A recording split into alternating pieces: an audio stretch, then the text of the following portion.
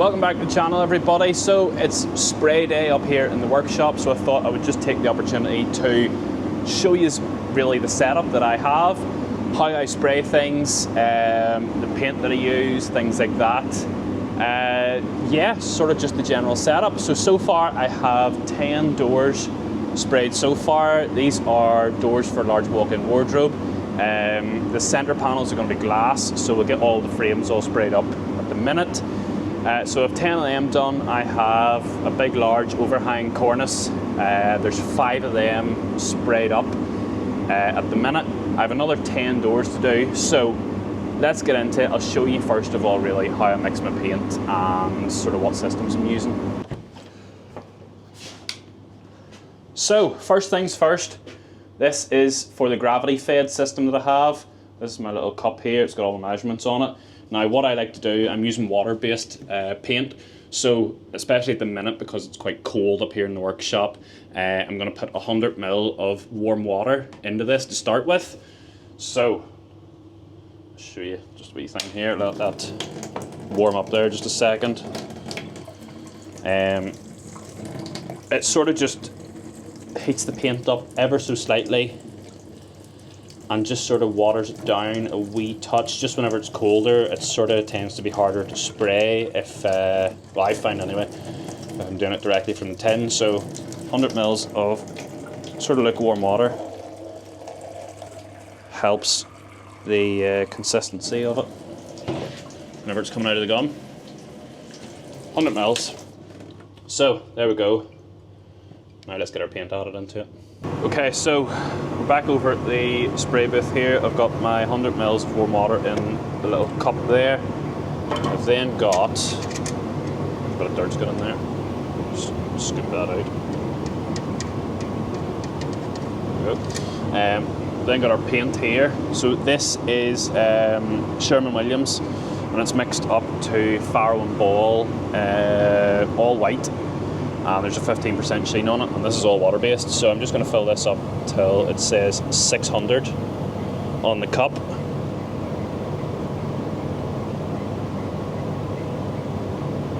There we go. And then I can just give that a nice stir. So just stirring it up, just so it's all the same consistency. See the water sort of just at the top there at the minute, but we'll stir that through. It's all water-based paint, so it will mix in nicely and come into a nice consistency, and it will just warm the paint up enough just to take sort of that nip out of it. As I say, I find that cold paint is a lot harder to spray. It doesn't really want to come out of the gun, so it doesn't, as we're 100 mils, a bit of water into it, and just sort of lukewarm. Get it mixed through, it just takes the nip off it, and it helps sort of just thin that paint down a wee touch, which then comes out of the gun a lot nicer. And it doesn't do any harm to the finished product at all.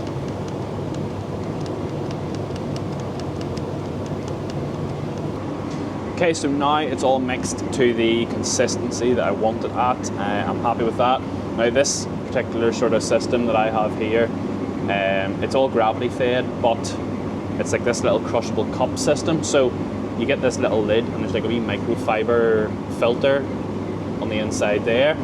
So all you do is put that little lid on.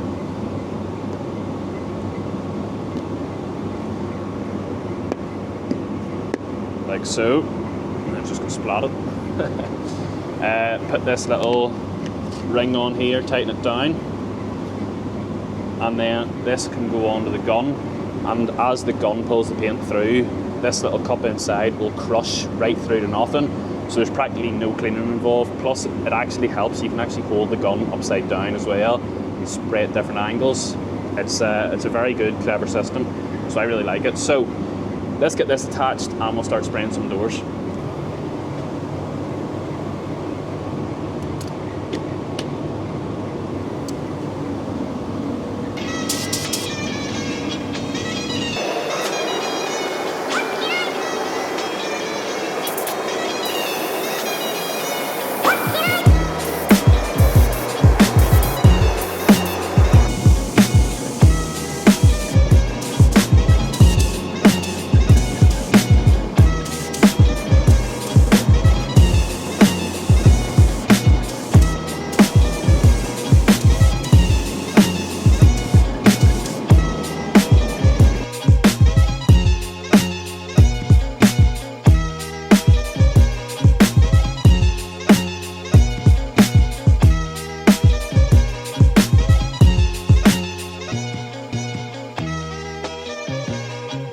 So, doors everywhere.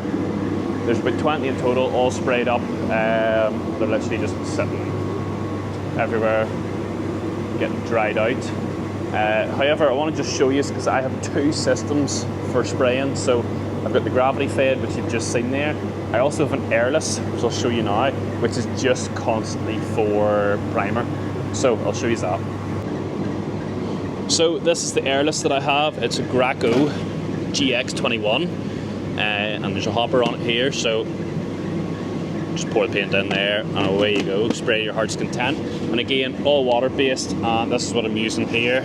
It's a Cerelac AU0474-13. So that's the stuff I always use, and can't complain with it. I did start out spraying everything with this, so I would have had all my primer in it first, and then I had to wash it out and put my top coat on. I soon really got fed up with that because there was a lot of cleaning involved in it, so I literally just keep this. This is solely for base coat primer now, and then obviously I've got the gravity gun here, and that's just what I use for my top coats. And you see this wee cup system here, as I said before, it just crushes down in. These are ones here that are empty. They were crushed, but they've just expanded out now again. But literally I can just throw that in the bin. And these are as cheap as chips. Honestly, these are, for the price that they are, they're totally worth it. You get a big box of them here. I think there's about 50 cups in the box. That's them there if anybody is interested. I got them off Ultramax up in Antrim. Got that off them, and my paints I've got off DF Ross in Lisburn.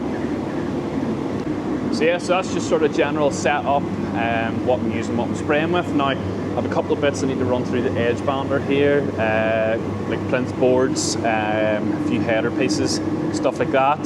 So let's get that run through the edge bander and get them bits ready for spraying, and hopefully we'll get them at least a primer coat on today. But if not, I'm not really too worried about that.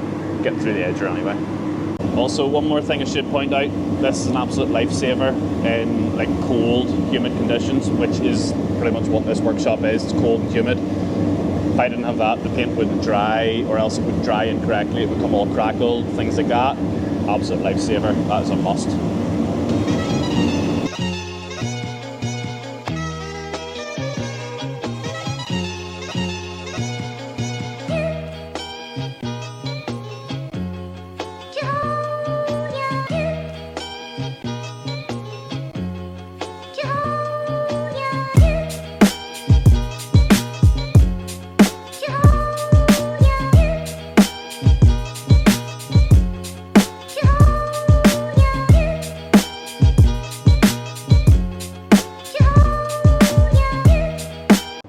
So we've got everything edged up, and this stuff's like razors. I've just sliced my hand on it. It's not too bad, like, but it's sore enough. So it's like razors, so we need to get it all sort of rounded over, trimmed down. Now the trimmers in that edger do leave it a little bit proud. I could set it a wee bit more, however, in the past, I've had a few little times where it's sort of dug into the board, so I prefer, I usually go over it anyway and round the edges over, so I just prefer just leave it a little touch past the face, and then once I run the round over bit on it, it usually brings it flush anyway. So it's just time to get them all rounded over and ready for painting. I should point out, this board here actually is a pre-primed moisture resistant MDF board. I get all my sheet materials out of IJK in Belfast, or they're now bought over by James Latham's. If you're England, sort of mainland UK, they've been over there for a good while, but this is the first time they've actually come over here. So they've bought over IJK in Belfast, and they're now James Latham's. But just to show you the board itself, so it is a Finsa moisture resistant MDF, and it comes pre-primed. Now it's like a resin primer on it, and whenever the guys actually got it in, they rang me up and said, would I like a sample board of it to see what way it took to the water-based paint, because they knew that I work only with water-based paints. So they give me a sample of it, and it is absolute lifesaver. It really does cut down on a lot of primer work and sanding as well. So cost-wise for that board, if I remember correctly, it is £36 plus the VAT. So what's that? That's just over 40 quid really, like, you know, which for the savings in time alone, that thing, you know, that's just a no-brainer, to be truthful with you. But yeah, it helps big time. Now, depending on what way I'm finishing the boards and stuff like that, them doors, for example, I made them doors up out of that, but because some of the edges were exposed, obviously I had to put primer on. These here aren't going to be exposed, the edges aren't going to be exposed. Obviously we've just ran them through the edge bander. So that means that I will literally be able to give that a light sand and then just go straight in my top coat. So it saves so much time on that front. You can go over it with a primer coat if you want to.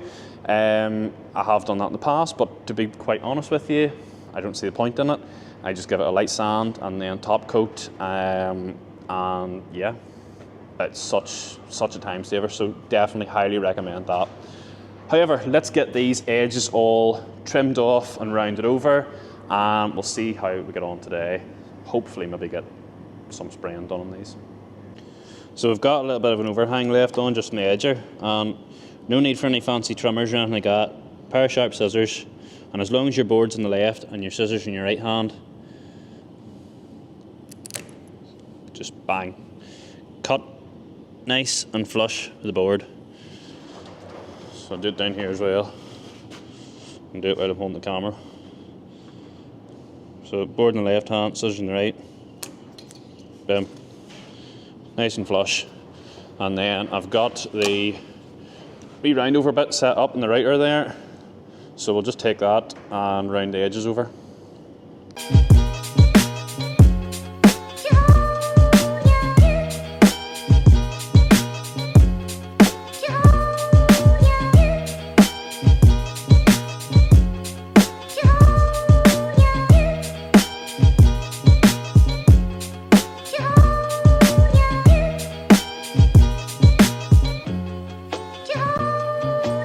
So that is that board now ready to go. For a top coat, I have another 3 of these ones to do. I have 10 of the Egger boards to do, and I have 6 of the green moisture resistant boards to do as well. The green moisture resistant is 12mm. That's just for like a little filler piece up the top. So it needs sprayed with primer, undercoat, and then, yeah, it'll need a top coat. I'm just trying to think, was it only the edge, but no, it'll not. So yeah, we'll get that all done and sorted out.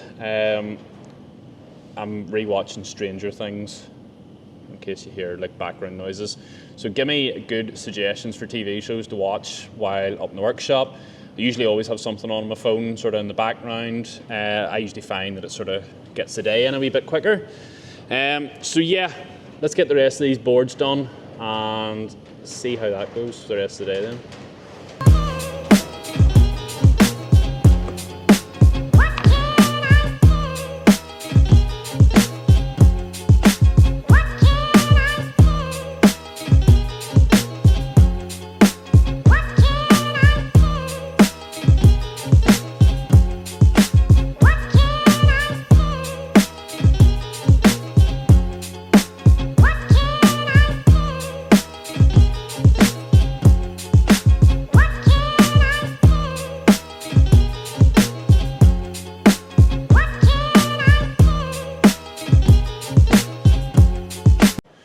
So that is everything edged up. Anything needed rounded over is rounded over, and then a couple of bits of melamine there. I just use an old plane blade for them. Just run it up and then just sort of buff the edge with a wee bit of sandpaper. That's everything ready to go, and as I said previously, a couple of bits to spray, but there's not a whole lot of work in that. So, done, happy days. pretty much that's it really for this video. Yeah, just sort of general showing you kind of spray setup, paints I'm using, things like that.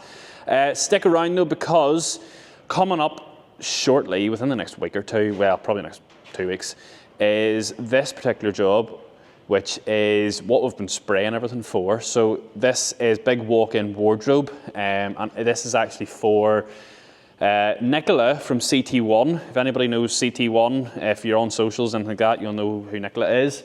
So there's a bit of a slant in the ceiling. So these units here, I've left them built up and all, and then these ones over here are flat packed, just sort of for transportation into the van a lot easier. But let me show you something cool about these. So as you can see, we've just sort of stacked everything up. It's all wrapped, ready to go.